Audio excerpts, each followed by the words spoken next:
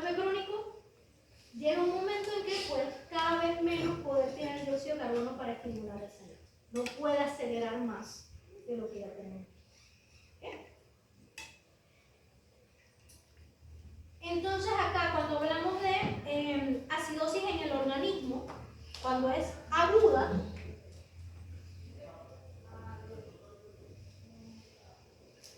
usted tiene que aprender a diferenciar, ¿no?, ese proceso de lo que es una acidosis o alcalosis respiratoria y lo que es una acidosis o alcalosis metabólica. ¿Ok? Son cosas diferentes. Si ustedes están viendo lo que estamos hablando en este momento, exceso de dióxido de carbono, eso va a causar una acidosis respiratoria. ¿Ok? Y no es por hidrogeniones en el torrente sanguíneo. No es que la sangre está ácida. Porque recuerden que el hidrogenión no atraviesa la barrera hematoencefálica. ¿Esa acidosis de qué viene? De la disociación del ácido carbónico que viene del exceso de dióxido de carbono. Eso es una acidosis respiratoria. La acidosis metabólica como tal sería que algo me está aumentando las concentraciones de hidrogeniones completamente en sangre. Son cosas diferentes. ¿Okay?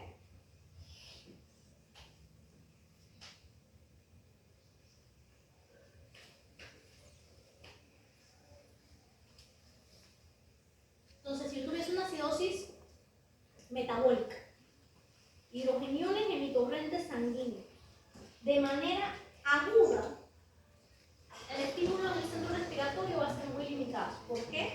Porque muy pocos hidrogeniones consiguen atravesar la barrera hematoencefálica. Su difusión es limitada. Pero si la acidosis es crónica, o sea, ya está pasando el tiempo, está pasando el tiempo, está pasando el tiempo, y se mantiene un aumento en hidrogeniones sistémico, ahí, después de un tiempo, el mismo pH del líquido cefalorraquídeo va a disminuir. Y si disminuye el pH del líquido cefalorraquídeo, como yo tengo mi centro quimiosensible pegadito ahí a mi líquido cefalorraquídeo, entonces ahí sí se estimula el centro respiratorio. ¿Sí? No. Nada. A ver, de nuevo, vamos a poner esto.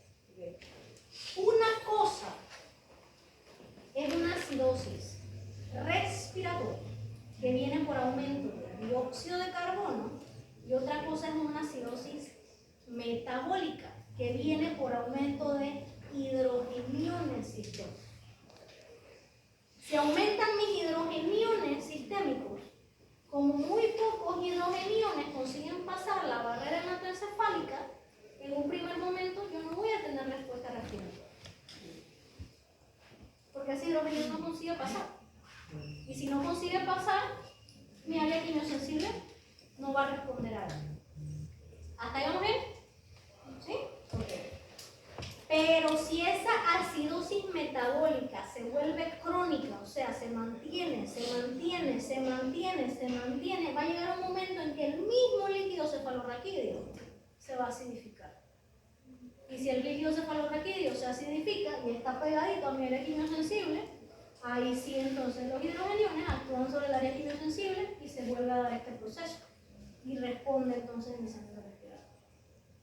¿Ahora sí? ¿Sí o no?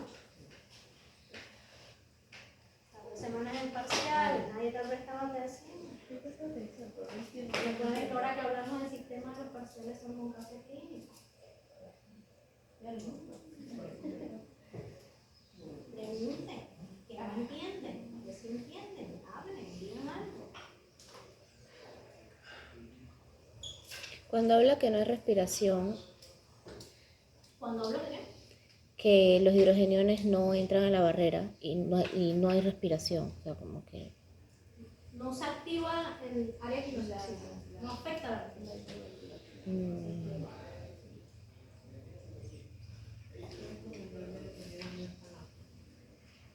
Es que igual saber que ese algo no va a afectar a la persona. Cuando es agudo.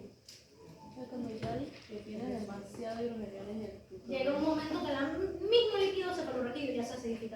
y ahí es donde empieza la Pero se verifica eso ¿por qué? ¿Para qué? Porque el líquido cefalorraquídeo, que bueno, lastimosamente es una de las cosas a las que no le prestamos tanta atención el semestre pasado, lo vimos muy por encimita, parte de su producción tiene que ver con plasma. Entonces, si ya la sangre está llena de hidrogeniones, esa producción que se va a dar del líquido cefalorraquídeo va a llegar el momento en que también va a cambiar, van a haber hidrogeniones. Porque busca igualar. ¿Cómo? Porque busca igualar. No, porque se está creando de esa manera. Está quedándose así. Se está creando así.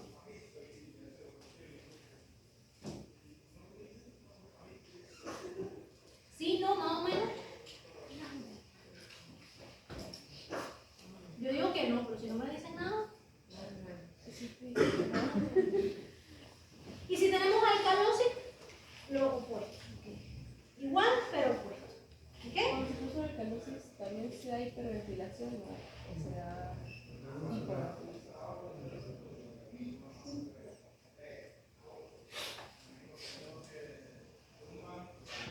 ¿Qué sería la alcalosis?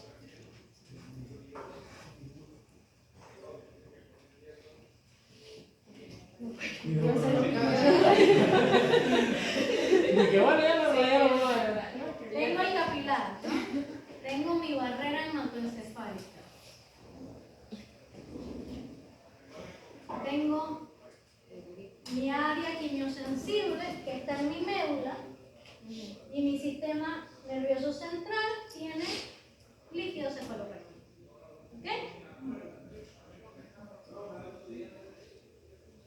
¿Sí? Yo pudiese tener alcalosis respiratoria. ¿Eso qué quiere decir? Algo está pasando en mi respiración que está causando acidificación. Cuando pasa eso, aumenta el dióxido de carbono. ¿Ok? ¿Y por qué se le llama acidosis respiratoria?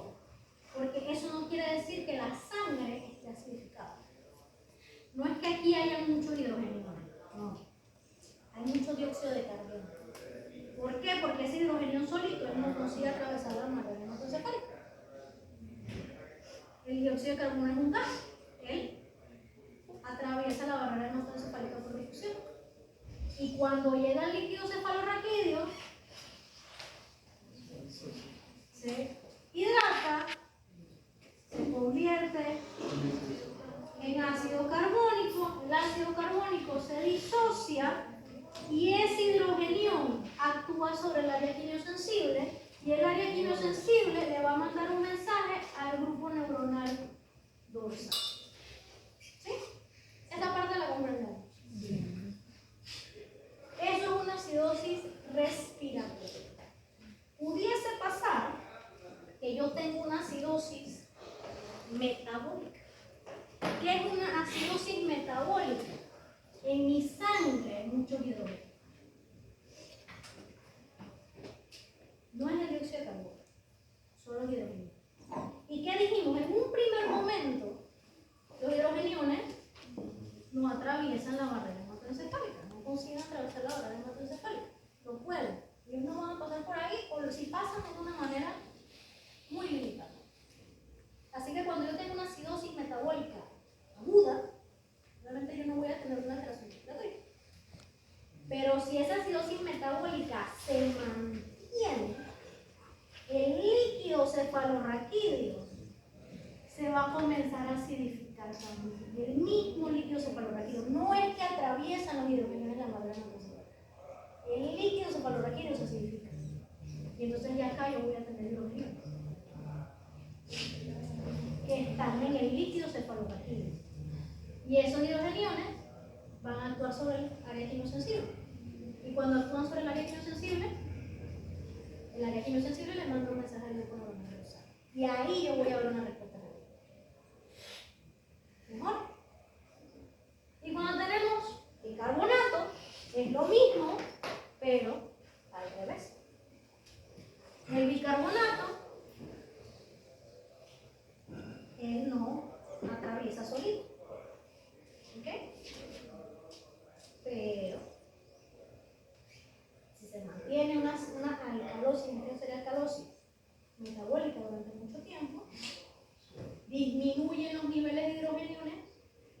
líquido cefalorraquídeo, se inhibe la respuesta aquí, se inhibe la respuesta aquí. ¿Ok? Pero si se vuelve crónico en un primer momento, yo no tendría una respuesta respiratoria. Por eso, solo si es crónico. Porque lo que me va a causar el cambio es la alteración en el líquido cefalorraquídeo. Y para que eso pase, tiene que pasar aquí. Profe, lo que uno no logré captar todavía fue cómo se acidifica por sí mismo el líquido cefalorraquídeo si los hidrogenados no llegan a ellos. Porque nuevamente el líquido cefalorraquídeo, cuando se forma, hay que tirar para atrás para el sistema nervioso central, cuando se forma el líquido cefalorraquídeo, tiene que ver con lo que hay en el plasma de ese líquido. El plasma está acidificado. Si el plasma está acidificado, el líquido cefalorraquídeo es acidificado. Cuando dices que se mantiene por un tiempo, más o menos cuánto tiempo debería estar, ya sea basofílico o acidofílico, para que el líquido cefalorraquídeo cambie. Alcalino o ácido, basofílico o ácido. Ahí dependería mucho de la especie. Cuando comencemos nuevamente, que estos son conceptos que no se les pueden olvidar. ¿Por qué? Porque todo lo que es metabolismo del bicarbonato lo vamos a ver después en renal, y todo lo que son alcalosis y acidosis metabólicas tienen que ver con digestivos, sobre todo digestión de rumiantes. ¿Okay? Uno de los principales problemas con los rumiantes que tienen malas dietas son las alcalosis metabólicas. Entonces necesito que esto lo recuerden de aquí a 2 meses que vamos a dar estos otros temas. ¿Okay? Si lo pegamos en el salón. También post-its por ahí. Obviamente lo voy a quitar ya del parcial, pero Vamos a clavarlo. entonces, esta es el área de quimiorecepción central. ¿Por qué se llama área de quimiorecepción central? Porque está en el sistema nervioso. ¿Okay? Además de eso, también vamos a tener receptores que son periféricos, ¿okay? Que van a estar en el callado de la aorta y en los cuerpos carotídeos. Aquí van a ver principalmente 3 tipos de células especializadas. Vamos a tener células glómicas tipo 1, que son específicamente los receptores, como quien dice el sensor. Vamos a tener células glómicas tipo 2, que son de sustentación. Y entonces también vamos a tener las terminaciones nerviosas, que son las que van a enviar esa información. En este caso, los receptores periféricos, ellos son más sensibles a cambios de concentraciones, presiones parciales de oxígeno. ¿Okay?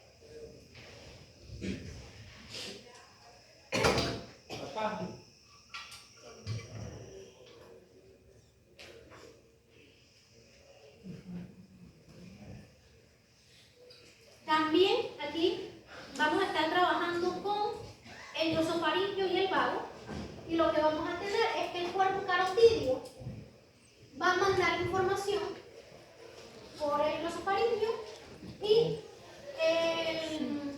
los quimioreceptores del callado aórtico van a mandar información por el vago.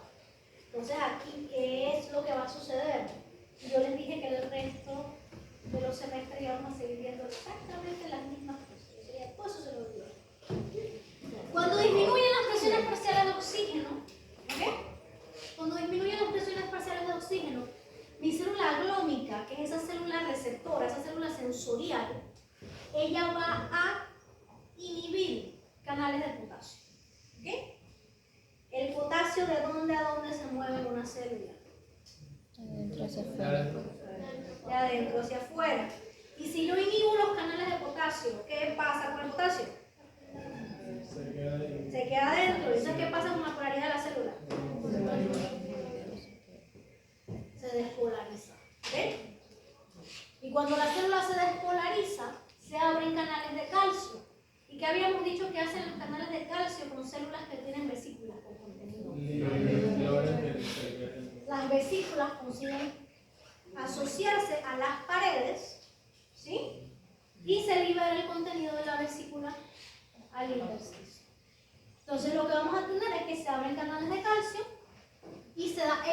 oxitosis entonces de neuroreceptores que en este momento, en este tipo de células, principalmente son dopamina y serotonina. ¿Ok? Van a llegar entonces a mis receptores nerviosos y ellos le van a mandar una señal al centro respiratorio. ¿Sí?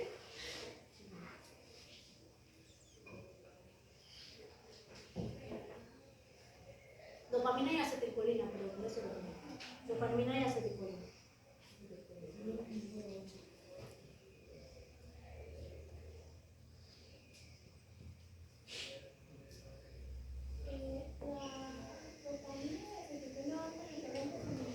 ¿Cómo? No, eso está dentro de la célula. O sea, se libera de las vesículas de la célula glóbica dopamina y acetilcolina. Llegan, porque acuérdate que es que no sé, voy a poner una foto. Nosotros aquí en esta área, nosotros vamos a tener células que son las glóbicas tipo 1, que es la receptora, las glóbicas tipo 2 que dan sustento, o sea, que el cementito que está ahí, y vamos a tener las terminaciones nerviosas. Entonces se libera la dopamina y llega entonces a esa terminación nerviosa. Acá lo mismo, disminuye la presión parcial de oxígeno, esa presión parcial de oxígeno, esa hipoxia, inhibe canales de potasio en la célula glóbica tipo 1. Esa inhibición del canal de potasio va a causar despolarización de la célula. Cuando la célula se despolariza, se abren canales de calcio. Al abrirse canales de calcio, vesículas dentro de la célula se van a conseguir asociar o acoplar a la pared celular y van a salir neurotransmisores por exocitosis. ¿Cuáles? Principalmente dopamina y acetilcolina. Y entonces esa dopamina, esa acetilcolina van a llegar a mis receptores específicos, porque recuerden que ya lo que hablábamos ayer, que la acetilcolina tiene receptores específicos, la dopamina tiene receptores específicos, al nervio aferente, que dependiendo de si es en el callado aórtico o en las carótidas, puede ser el glosofaringio o el vago, y se va entonces a enviar esa señal al centro respiratorio. ¿Y cuál sería la señal? Si hay baja concentración de oxígeno, le van a decir al centro respiratorio, hey, respira. ¿Ok? ¿Entendemos? ¿Sí?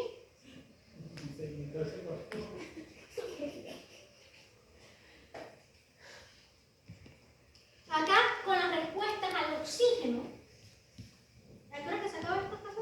Ya sabes, vamos a terminar aquí. Vamos, el parcial viene hasta este capítulo, ¿ok? Léanse lo de la respiración en altura y respiración en ejercicio. Realmente no es tan complicado, es asociar los conceptos que ya les dije. Súper fácil.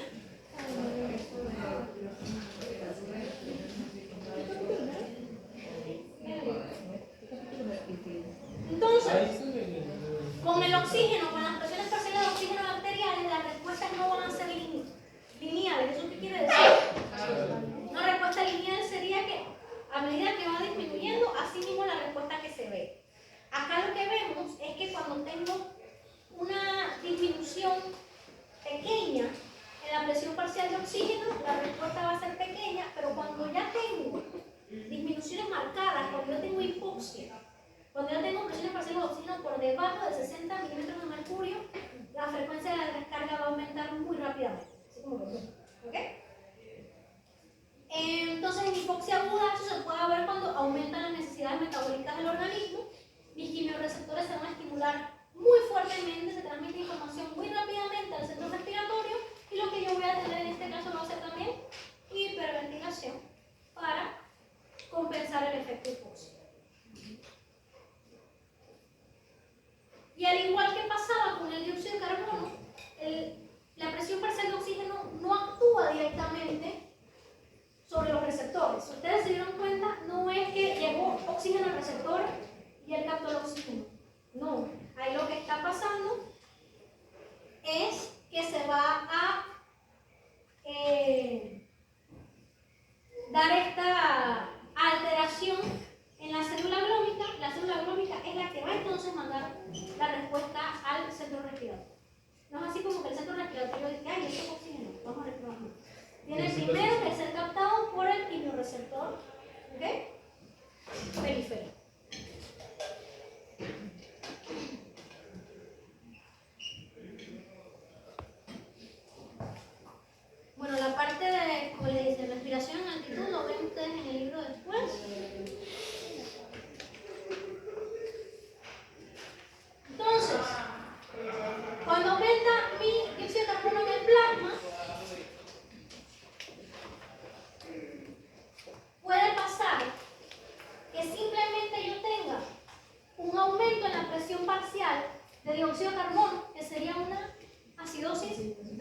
respiratoria, ella va a causar aumento en hidrogeniones. Esos hidrogeniones van a ser un estímulo para el centro quimiorreceptor. ¿Ok?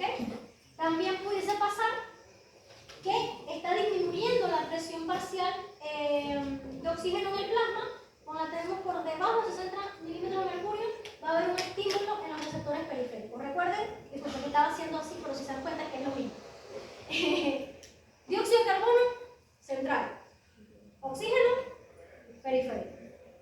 Y en ambos casos, ya sea que aumentó el dióxido de carbono o que disminuyó el oxígeno, lo que va a haber es un aumento en la ventilación. ¿Ok?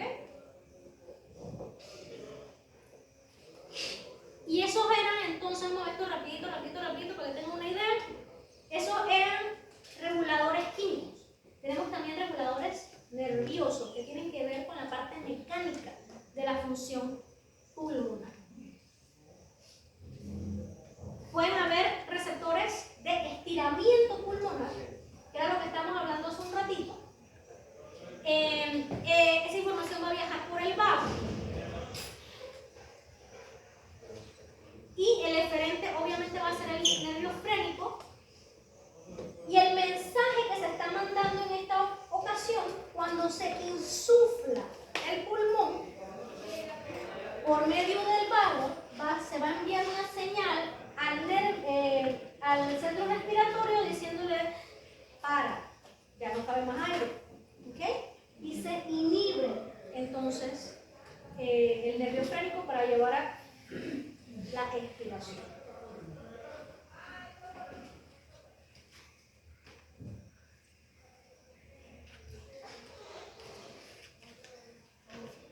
Ellos están en el músculo liso de las vías aéreas de la tráquea, bronquio, bronquiolo. Insuflan, el nervio vago se da cuenta de que hay mucho estiramiento, se manda un mensaje, llega al centro respiratorio y el centro respiratorio va a mandar un mensaje inhibitorio al nervio frénico. Y recuerden que cuando se relaja el frénico, entonces se expira. Tenemos también receptores de irritación, ¿ok? Ellas van a estar en las células epiteliales de las vías aéreas, como la laringe, la tráquea, los bronquios, quizás de los alvéolos, y van a responder de manera van a responder a las alteraciones mecánicas o químicas, o sea, van a responder a irritantes de la vía aérea, a gases, a humo, a polvo, a aire muy frío y sustancias químicas como la histamina y las prostaglandinas. ¿Ok? ¿Y cuál es la respuesta a esos estímulos irritativos? Dos. Por ejemplo, broncoconstricción, secreción de moco, respiración superficial. Lo que se quiere cuando se activa el mecanorreceptor y los quimiorreceptores de irritación es eliminar esa cosa nociva que el pulmón capta. ¿Okay? Y los receptores pulmonares o yuxtacapilares, ellos van a estar en las paredes del alveolo, próximos a los capilares, son estimulados por sustancias que hay en la sangre, ¿okay? Como la histamina, serotonina, bradicinina, prostaglandina, o sea, sustancias químicas, y también por distensión local intersticial. Si tuviésemos un edema pulmonar, por ejemplo, que me está causando distensión del intersticio, se van a activar estos receptores yuxtacapilares. Se transmiten también por el vago y la respuesta es hiperapnea. Y ya tenemos también receptores de las fosas nasales y vías respiratorias superiores. Van a estar en las mucosas. Nuevamente, estímulos mecánicos y químicos. Aquí sí tenemos otro tipo de nervio aferente, que sería el trigémino y el olfatorio, porque recuerden que estamos hablando